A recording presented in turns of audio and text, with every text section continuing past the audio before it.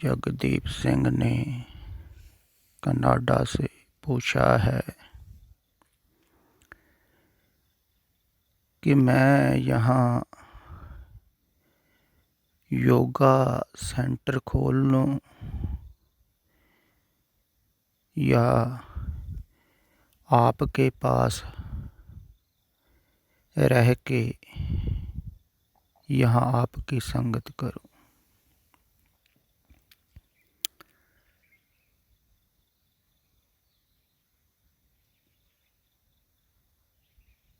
कुछ बातें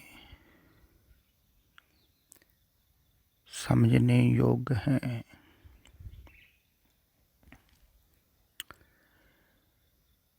इन्होंने शायद काफ़ी समय पहले पूछा था कि मेरा तलाक हो गया है, मैं शादी करूं कि ना करूं। तब भी मैंने कुछ नहीं कहा था। इसका कारण है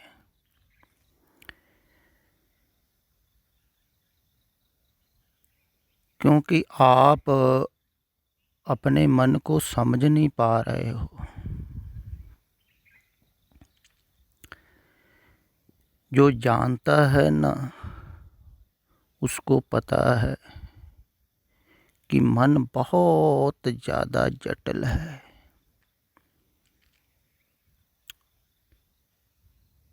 इसको समझ पाना ही कठिन है। देखो, अब थोड़ा सा ख्याल करो। मन मुक्ति भी चाहता है, तभी आप सुन रहे हैं ना, मुक्त होने के लिए सुन रहे हैं। लेकिन मुक्त होना भी नहीं चाहता है। इसमें दोनों ही बातें।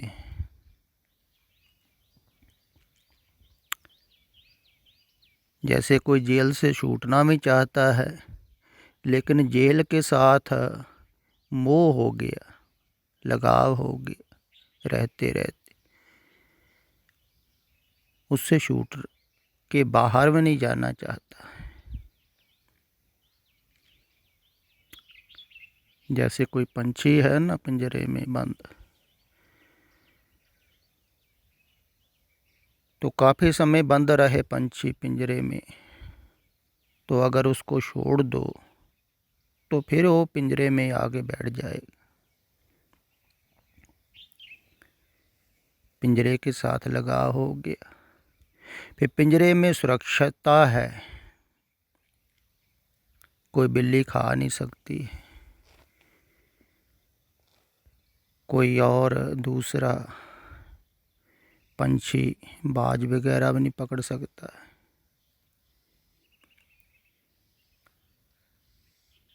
तो पिंजरे के साथ लगा। ऐसे ही ये मन है,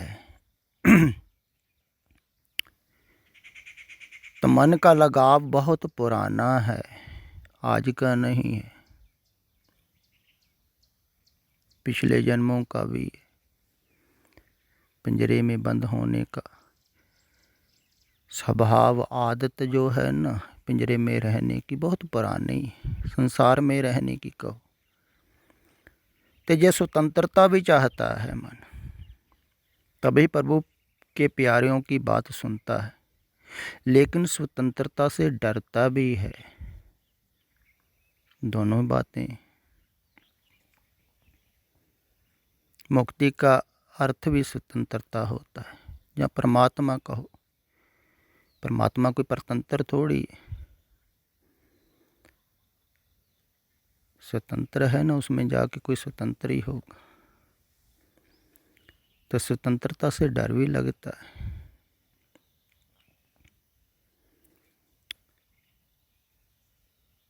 तो स्वतंत्रता चाहता भी है मन। तो मन में दोनों बातें हैं। इसीलिए बहुत श्रोते ऐसे हैं जो काफ़ी समय से सुन रहे हैं, बात समझ में भी आती है, पता भी लग रहा है समस्या कहाँ है, लेकिन फिर भी मन छोड़ नहीं रहा है। इतनी जल्दी छूट नहीं जाएगा, पकड़ पकड़ लेता है। जैसे कहते हैं ना, बूढ़ा आदमी या कोई दुखी आदमी मरना चाहता है, वो मरना भी चाहता है तो जीना भी चाहता है। मरना इसलिए चाहता है कि सुख नहीं मिल रहा है, लेकिन जीना चाहता है। साथ साथ है, दोनों चाहते हैं, साथ चलती। इसलिए मन के दोनों पहलू जब साथ चलते हैं ना, तब निर्णय लेना कठिन हो जाता है। क्या करें?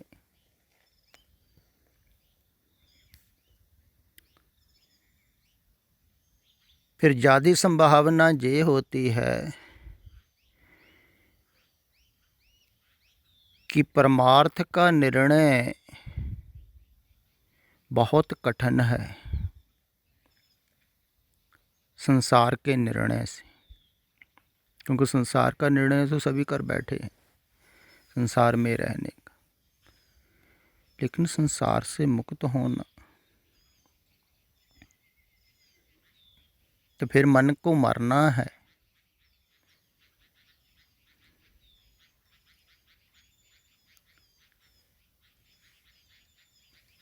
जैसे कोई अपने ही मौत की तरफ जा रहा,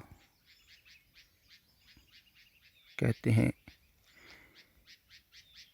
गुरु मृत्यु है, तभी का है पहले मरण कबूल, जीवन की सडास इच्छा छोड़ो। तो जब इच्छा छूट रही हो जीने की, फिर कोई पूछता थोड़ी है संसार में रहने का। जैसे इन्होंने पीछे कहा था कि मैं समर्पित होने के लिए तैयार हूँ, बिल्कुल सर देने के लिए तैयार हूँ आपको। तो इधर मैंने कहा था कि अभी रुको, जल्दी मत करो, फल को पकने दो। तो इन्होंने दूसरे दिन नीचे एक पंक्ति लिखी है कि अगर आपके पास आने से पहले ही श्वास पूरे हो गए तो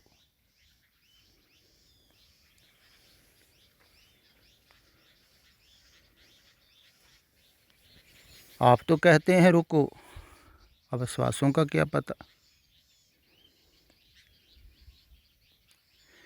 लेकिन मैं ये नहीं कह रहा हूँ कब तक रुको।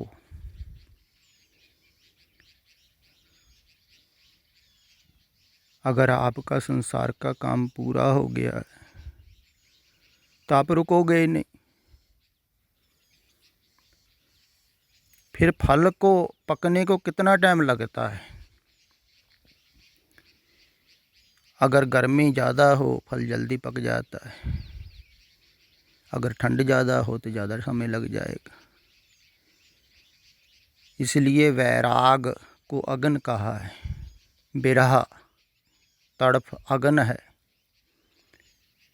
तो जिसके अंदर तड़फ ज़्यादा होगी, वैराग ज़्यादा होगा, वो जल्दी पक जाएगा ना,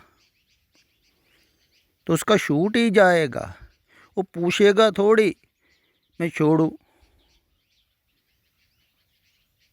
जैसे गौतम बुद्ध जब महल से निकले थे बाहर, तो उनको जो छोड़ने आया था रथवाही, बुजुर्ग आदमी था, उसने कहा कि आप महल छोड़ के कहाँ जा रहे हैं,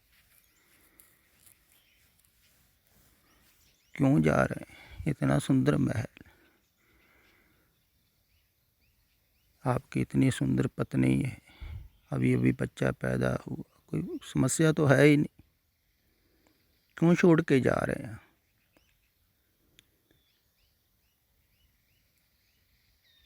आप ये गलत कर रहे हैं। आप भाग क्यों रहे हैं? बुद्ध ने कहा, अगर किसी के घर को आग लगी हो, वो बाहर निकल के भागे, उसको आप भगौड़ा कहें? उस रथवाही ने कहा था, आग कहाँ है? बुद्ध ने कहा, मेरी आंखों से देखो।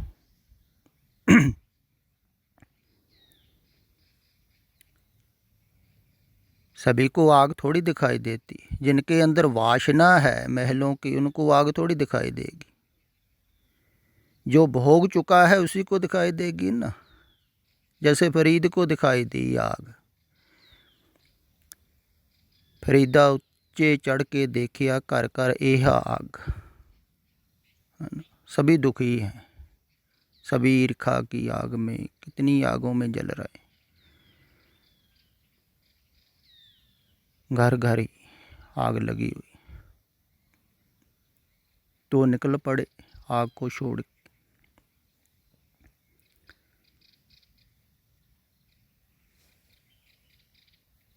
तो संसार की आग जो है जिस सिर पर तड़फड़ाती है, बीच में रह के आदमी तड़पता रहता है। तो जो वैराग है तो वो ही आग, लेकिन वो साफ करती है। जैसे सोना साफ होता है, शुद्ध होता है, आग से होता है। तो जब वैराग पैदा होएगा, फिर आप पूछोगे नहीं कि मैं आऊँ आपके पास, क्योंकि फिर आप जान के आओगे।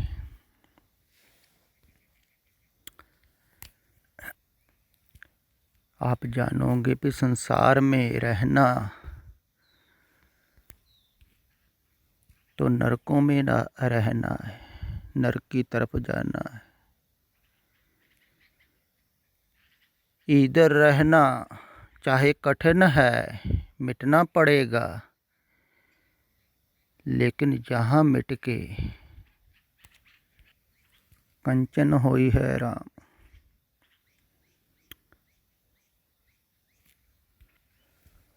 तो फिर आप जब अपनी जिम्मेवारी पर आओगे ना, फिर आप जानोगे। अगर मेरे कहे आओगे आप,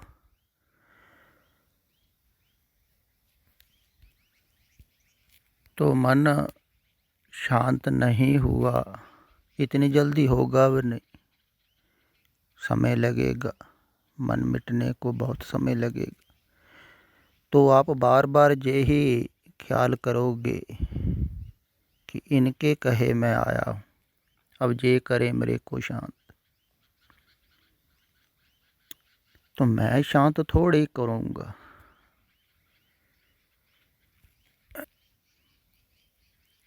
अशांति आप निकालोगे तब शांत होगे ना। अशांति संसार की है, आप निकालते रहोगे तो शांत होते रहोगे। तो जहाँ ये फर्क जरूर पड़ेगा कि जैसे संसार में रहते हैं आप, वहाँ आपके अंदर कचरा बहुत लोग डालते हैं। कचरा ही डाल रहे हैं, कूड़ डाल रहे हैं, संसार की विचारधारा डाल रहे हैं। चाहे धार्मिक लो, वो भी विचार ही है, उससे मन भर रहा है। लेकिन इधर आप अगर कचरे से बचोगे, क्योंकि सभी इसीलिए आए हैं कचरा खाली करने के लिए, तो इस एक दूसरे के अंदर भी कचरा नहीं डालेंगे, क्योंकि सभी इसी ख्याल से आए हैं ना। तो सभी खाली होंगे, नया कचरा डलेगा नहीं, नई विचारधारा डलेगी नहीं, तो पुरानी खाली होती रहेगी। लेकिन खाली होने को भी टाइम लगेगा। जैसे मैं कल ही कह रहा था कि बहुत से आश्रमों में, डेरियों में, धार्मिक स्थानों में कैमरे लगे हुए हैं, सीसीटीवी कैमरे। वो देखते रहते हैं दूर बैठ के साधु महात्मा प्रबंधक क्या कर रहे हैं, सेवादार कहाँ जा रहे हैं, क्या हो रहा है, कौन आ रहा है। तो इधर कोई भी कैमरा नहीं लगाया है, इसलिए कि मुझको आप सभी पे भरोसा है। आप जो काम करने आए हैं वो ही करेंगे, उनको ना होगा भरोसा। मैं क्यों देखूं आपको छुप छुप कर। आप मुक्त होने आए हैं, अगर नहीं होंगे तो आपकी जिम्मेवारी है। मैं तो रोज मुक्ति का उपदेश दे ही रहा हूं।